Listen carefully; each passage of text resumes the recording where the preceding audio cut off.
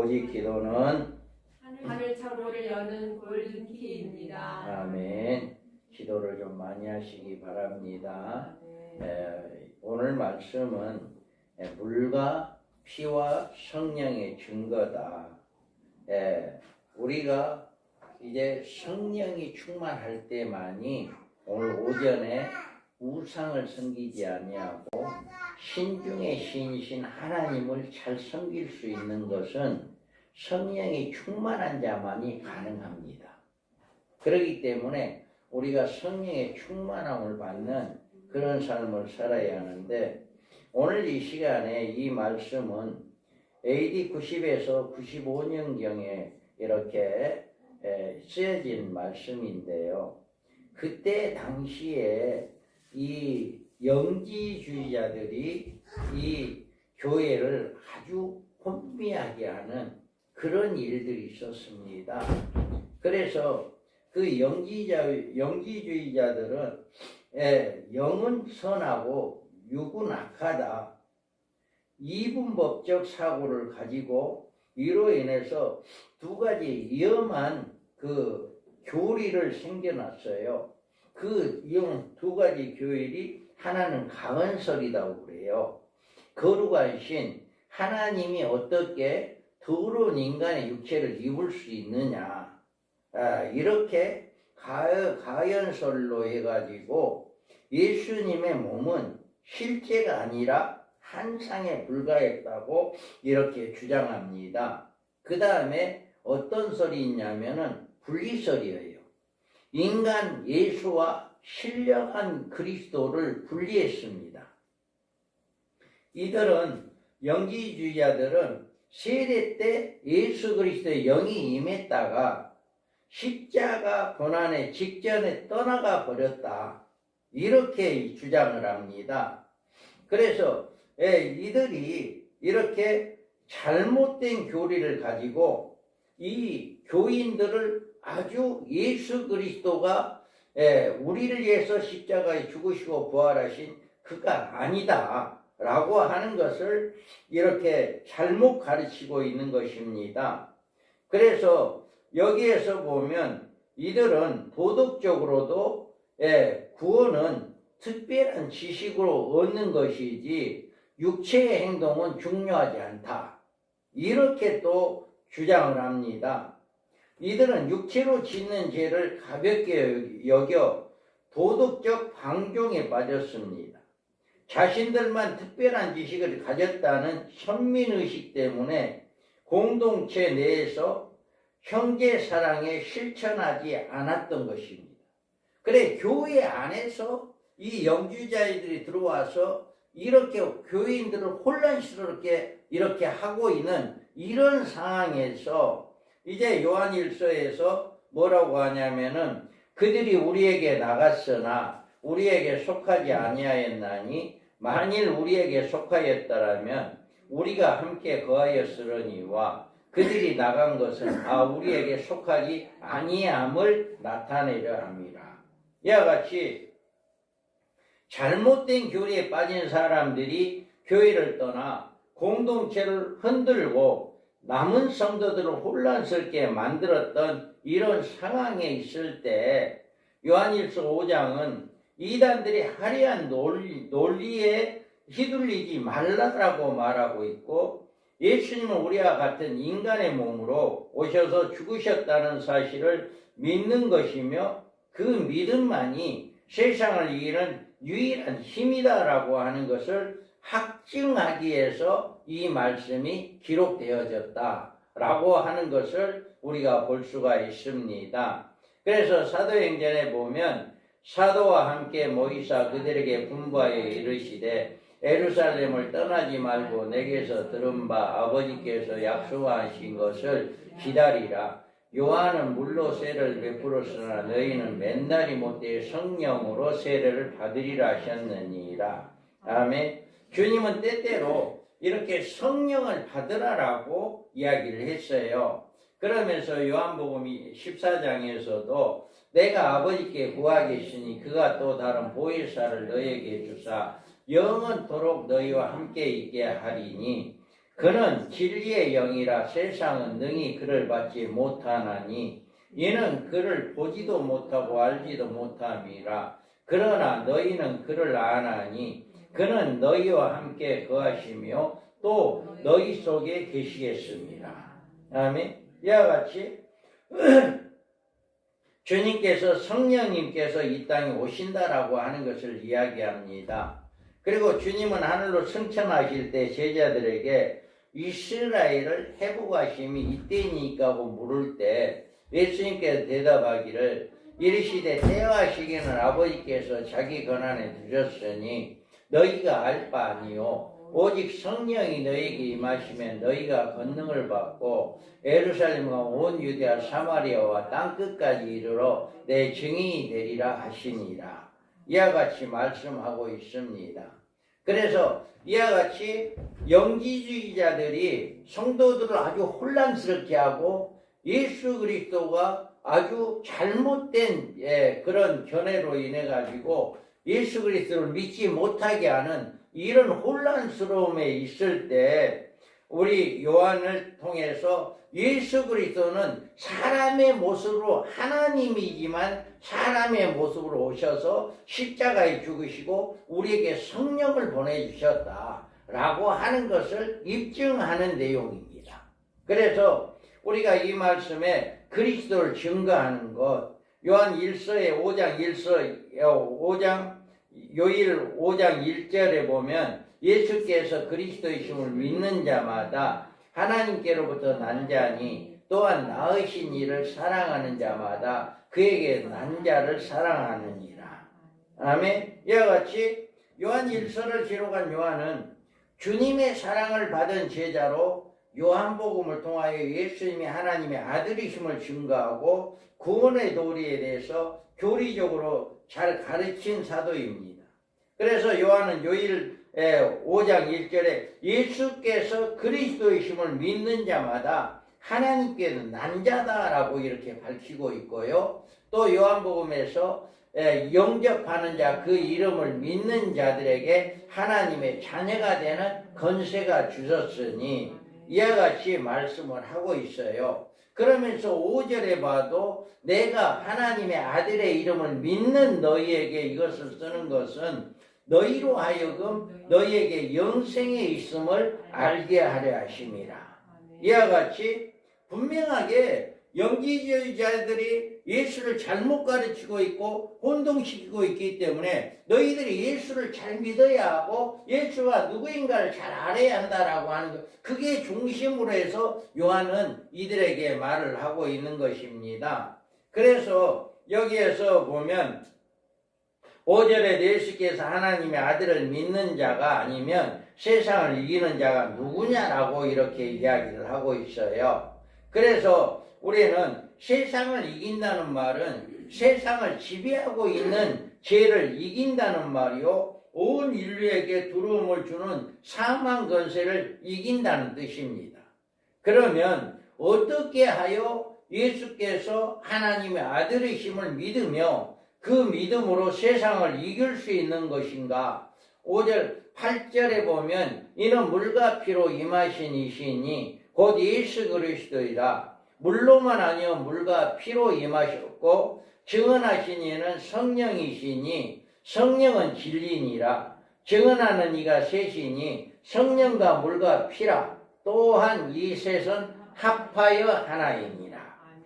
이 말씀은 좀 어려운 뜻 포함되어 있지만 예수님께서 이 물과 피로 임하신 분이며 그리스도를 증거함으로 물과 피와 성령은 그리스도를 증거하고 우리의 구원을 이루는 데 있어서 어떤 역할을 하느냐는 문제를 깨달음으로 하나님의 아들의 이름을 믿는 우리에게 영생에 있음을 분명히 이렇게 말씀을 하고 있습니다. 그러면 여기에서 물로 임하신 예수 그리스도, 여기에서 물과 피로 임하신 이시니 라고 이야기합니다. 여기에 보면 예수님 물과 피로 임하신 분이시고 또한 물은 예수님이 하나님의 아들이심을 증거하는 증거가 된다고 말씀하고 있습니다.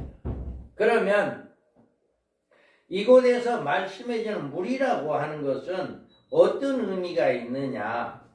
그 답은 에베소서 5장에 보면 이는 곧 물로 씻어 말씀을 깨끗하게 하사 거룩하게 하시고 자기 앞에 영광스러운 교회로 세우사 티나 주름 잡힌 것이나 이런 것들이 없이 거룩하고 흠이 없게 하리 하심이라. 물은 씻는 것으로 나왔고 말씀은 깨끗하게 하는 것으로 나왔습니다. 물로 씻는 일은 우리를 거룩하게 하시고 영광스러운 교회로 만드시는데 그 목적이 있다라고 이렇게 말하고 있습니다. 히브리서에 보면 우리가 마음의 뿌림을 받아 악한 양심으로부터 벗어나고 몸은 맑은 물로 씻음을 받았으니 참 마음과 온전한 믿음으로 하나님께 나아가자. 이와 같이 마음의 뿌림을 받았다는 말은 우리 마음속에 하나님의 빛을 받았다는 의미가 있습니다. 누구든지 하나님의 빛을 받지 못하면 양심의 악을 깨달을 수가 없는 것입니다. 그러므로 여기서 증거한 물이란 하나님의 빛을 받아 깨닫게 된 양심의 악을 물을 가지고 씻는 것을 의미하는 것입니다. 이처럼 양심의 악을 씻는 사람만이 참 마음으로 온전한 마음으로 하나님께 나아갈 수 있게 된다. 그래서 물은 인간의 구원에 있어서 성령과 함께 절대적인 조건이 된다는 사실을 주님은 말씀을 통해서 말해주고 있습니다. 그래서 요한복음 3장 3절에 보면 예수께서 대답하여 이르시되 진실로 진실로 이르노니 사람이 거듭나지 아니하면 하나님 나라를 볼 수 없느니라. 바로 이와 같이 이 물은 무엇을 말하는가 라고 하는 것을 이야기하는데 베드로전서 3장 21절에 보면 물은 예수 그리스도께서 부활하심으로 말미암아 이제 너희를 구원하는 편이 곧 세례라. 이는 육체에 더러운 것을 제하여 버림이 아니요 하나님을 향한 성은한 양심의 강군이라. 아멘. 이로써 세례란 교회에 들어온 지 1년 되면 받을 수 있는 그런 물세례를 의미하는 것이 아니고 세례란 곧 회개를 의미합니다.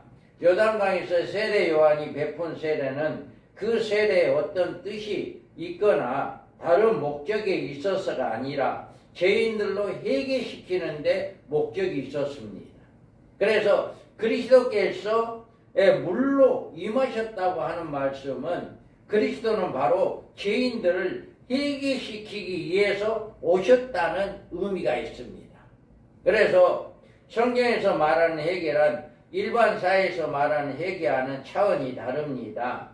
일반적으로 말하는 회개는 도덕적인 면에서 자신의 잘못을 뉘우쳐 자신의 인격을 개선함으로 사회적으로 올바른 도덕적 생활을 이루는 것을 말합니다.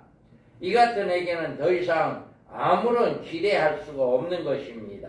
그러나 기독교의 회개는 인격의 온전함이나 도덕적인 생활의 개선에 앞서 하나님 앞에 바로 서는 일이고 이를 통해서 참 생명을 얻게 되는 그런 의미가 바로 회개이다. 그래서 우리는 어떤 도덕적으로 죄를 회개하는 게 아니라 하나님 앞에 우리가 바로 서는 게 우리의 죄인으로 죄를 고백할 때 우리는 하나님 앞에 바로 설 수 있는데 우리의 고백은 아무리 우리 이름으로 할 수 없어요. 예수 그리스도의 이름으로 그를 믿음으로 우리의 죄가 사함받게 되고 예수를 믿음으로 말미암아 우리의 죄가 이렇게 깨끗하게 되어진다라고 하는 것을 우리가 알 수가 있습니다.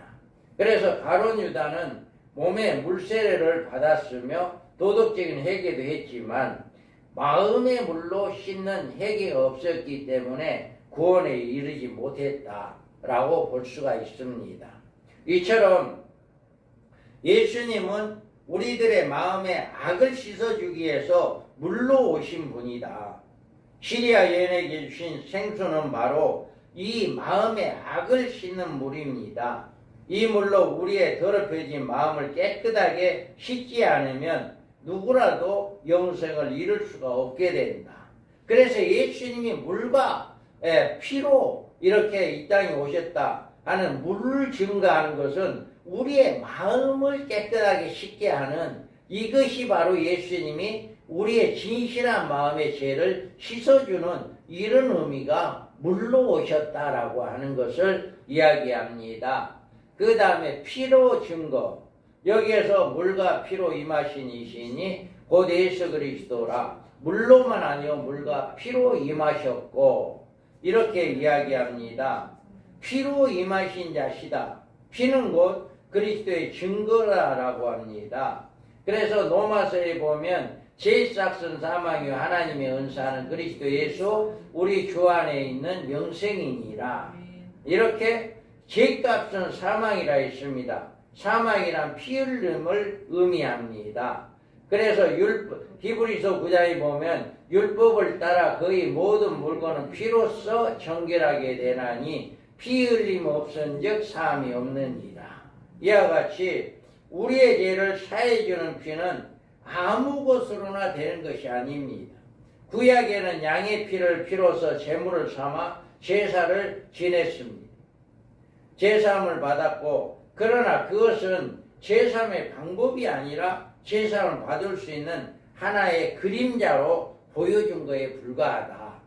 그래서 죄는 죄가 없는 온전한 사람의 피가 아니면 속죄 제물이 될 수가 없다. 그러나 이 세상에 죄 없는 온전한 제물이 됐을 수 있는 분은 오직 하나님의 한 분, 하나님의 아들이신 예수 그리스도 뿐이다.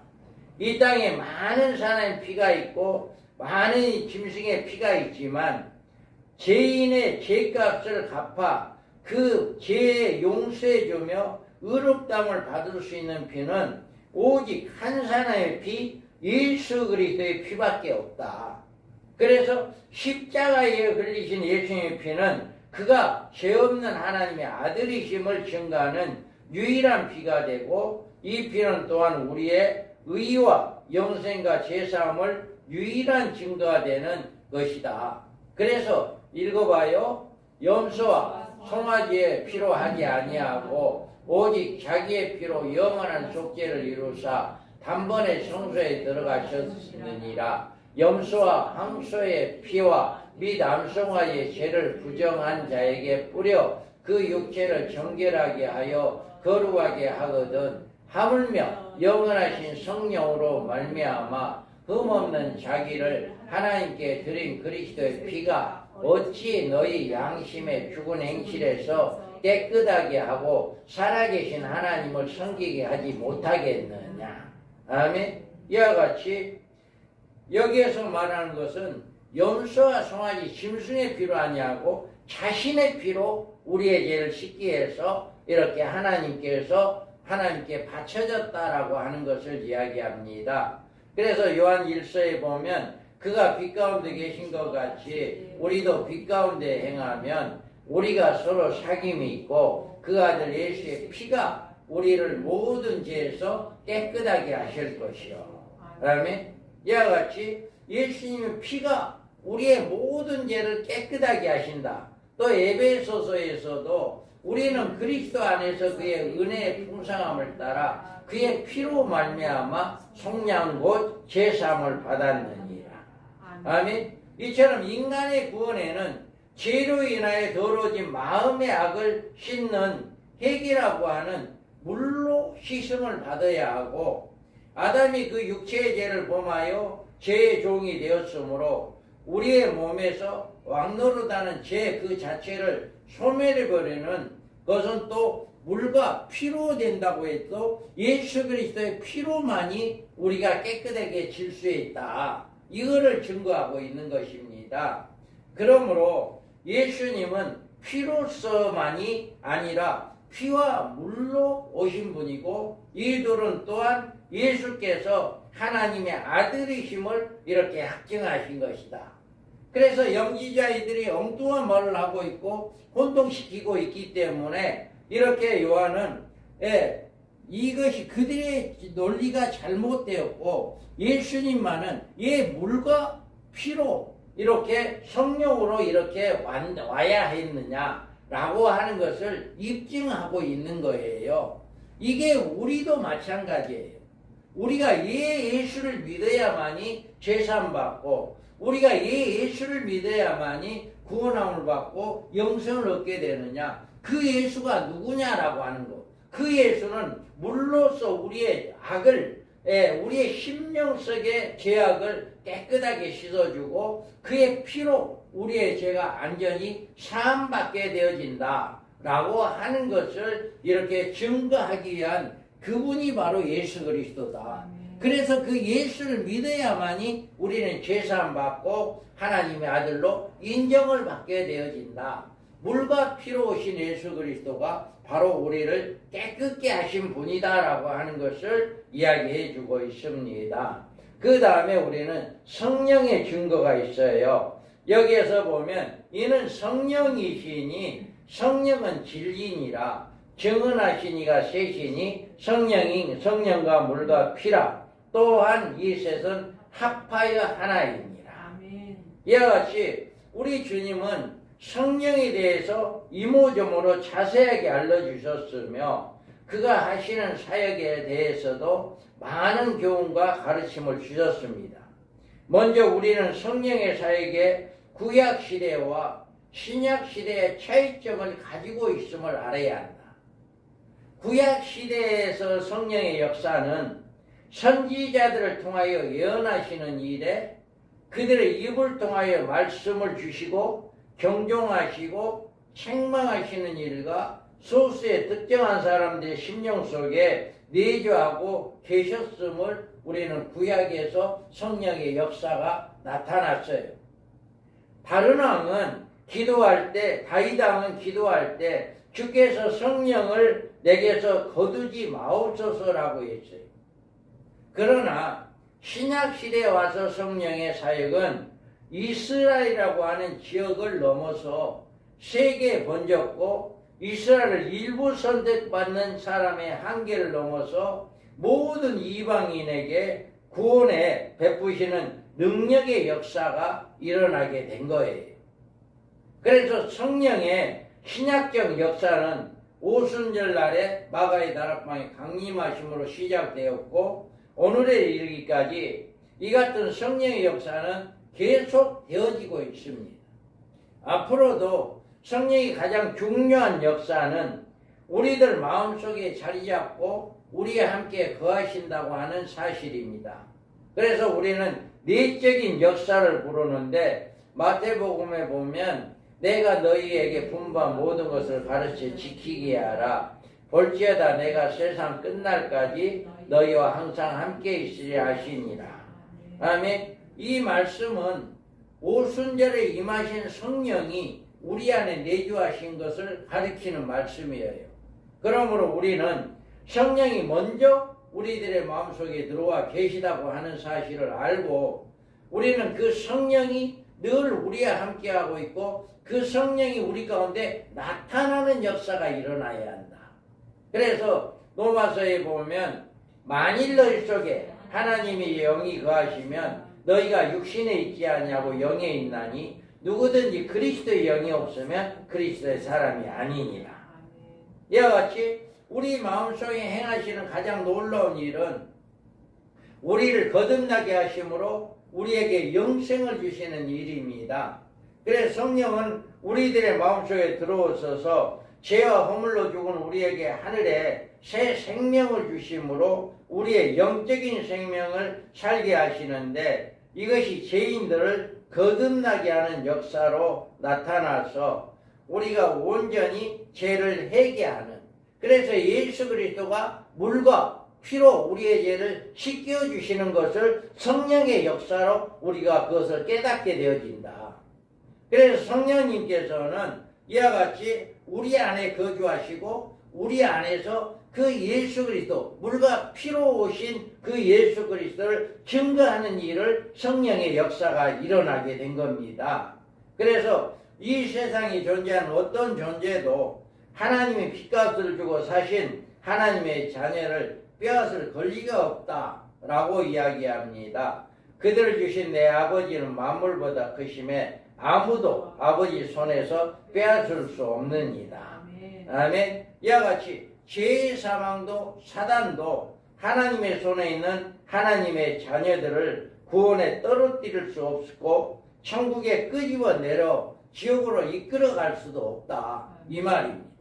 그러면 우리는 우리가 성령을 받은 증거가 무엇으로 알 수 있을까? 성령이 내 안에 내주하고 계심을 우리는 무엇으로 알 수 있을까? 우리가 알아야 할 일은 성령은 영이시기 때문에 육신의 감각적인 방법으로는 성령을 받은 사실이나 성령이 내 안에 거하시는 사실에 확인할 수가 없다. 그러면 어떻게 해야 하느냐? 예수께서 그리스도의 심을 믿는 자마다 하나님께로부터 난 자니 또한 낳으신 이를 사랑하는 자마다 그에게서 난 자를 사랑하느니라.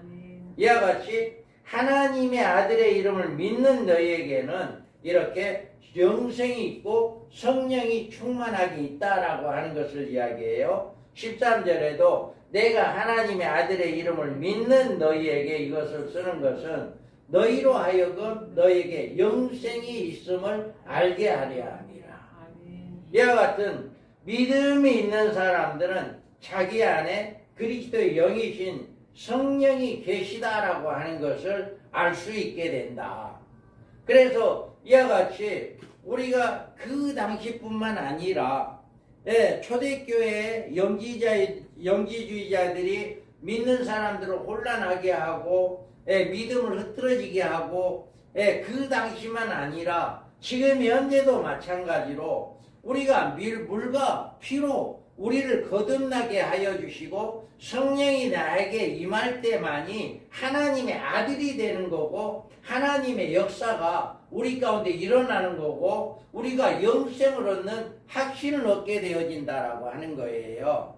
그래서 우리는 고린도전서에 보면 그러므로 내가 너에게 알리노니 하나님의 영으로 말하는 자는 누구든지 예수를 저주할 자를 하지 아니하고 또 성령으로 아니하고는 누구든지 예수를 주시라 할 수 없느니라.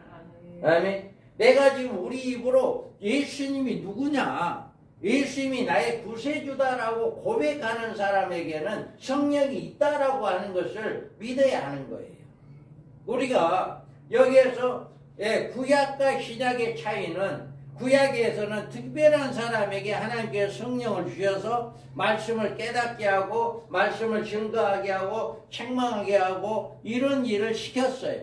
그런데 신약에서 와서는 구약의 사람들보다 우리 신약의 사람들이 훨씬 더 복받은 이유가 뭐냐면은 구약에서는 특별한 사람에게 성령을 주었지만 예수님이 오고 난 다음에 우리에게는 예수를 믿는 모든 사람에게 다 성령을 준다. 이게 복인 거예요. 이게 구약에 960살 사는 이게 복이 아니라 우리에게는 그들에는 성령이 임하지 않았지만 우리에게는 성령이 지금 임하고 있다. 내 안에 성령이 계시고 있다. 이게 더 복받은 거다 이거죠. 그래서 우리는 지금 훨씬 구약에 사는 사람들보다 복받은 사람들이다.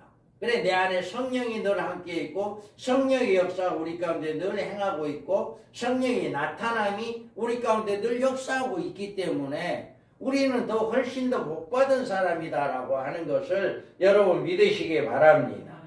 우리가 너에게 구원이 있다, 영생이 있다, 성령이 계시다고 우리에게 말씀을 통해서 우리에게 가르쳐주고 있습니다. 여러분 예수 그리스도를 증거하는 움직일 수 없는 세 가지 물과 피와 성령은 그리스도 구주 되심을 지금 이 시간에도 끊임없이 증거하고 있는 것입니다. 물의 증거는 우리의 더러워진 마음의 악을 씻어내는 해계로서 나타나고 피는 우리의 생명의 멸망을 구렁텅이에서 몰아넣는 죄를 씻어내어서 하나님의 의를 얻는 사제의 은총을 나타냅니다. 그리고 성령의 증거는 하나님의 아들을 믿는 그리스도인의 마음속에 성령께서 임재하심으로 우리를 거듭나게 하시고 우리의 구원에 안성시켜 주심으로 나타나고 있습니다. 이 증거는 셋이면서 그 실은 하나이다. 그래서 성부, 성자, 성령이 우리 안에 거하고 있고 우리 안에 늘 나타나고 있고 우리의 생활 속에 삶 속에 그 성령 삼위 하나님이 우리 가운데 나타나고 있는 이런 역사가 우리에게는 큰 축복이다라고 하는 거예요. 여러분이 무엇을 하든지 간에 이 역사가 다른 사람에게 보여지는 역사가 있기를 바랍니다. 아멘. 내 안에 성령의 역사가, 내 안에 하나님의 역사가, 예수 그리스도의 역사가 보여지는 역사, 이게 바로 성령의 충만이에요. 예, 컵에 있는 이 잔 안에 가득 채워지지 않으면 겉으로 볼 때는 그 컵 안에 무슨 물이 뭐가 들어있는지 모르지만 그 안에 있는 내용물이 넘칠 때는 거기에는 흙탕물이 있고 어떤 물 설탕물이 있고 꿀물이 있고 넘치는 것을 볼 수 있는 것처럼 내 안에서 성령의 역사가 나타나지 않으면 사람들이 내 안에 성령이 있는지도 몰라요. 그런데 내가 늘 성령의 역사가 나타나야 해요. 하나님이 나타나야 하고 예수가 나타나야 하고 그럴 때 저 사람은 바로 하나님의 사람이네, 저 사람 예수 사람이네, 성령의 역사가 나타나네, 이게 보여져야죠.